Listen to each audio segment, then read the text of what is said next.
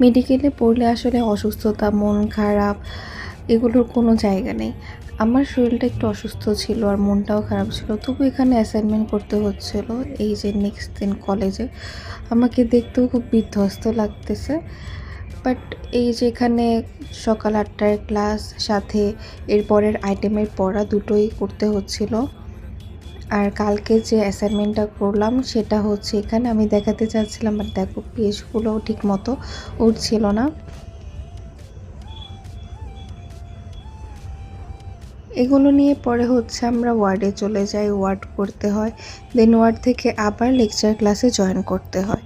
Lecture class তো 11টা থেকে একদম 2টা পর্যন্ত। এই যে আমার অবস্থা, আমার এত অসুস্থ লাগছিল আর এত খারাপ লাগছিল, কিন্তু কিচ্ছু করার নেই, লেকচার তো করতেই হবে। অবশেষে 2টা বাজে লেকচার ছুটি হয়। দেন হচ্ছে আমি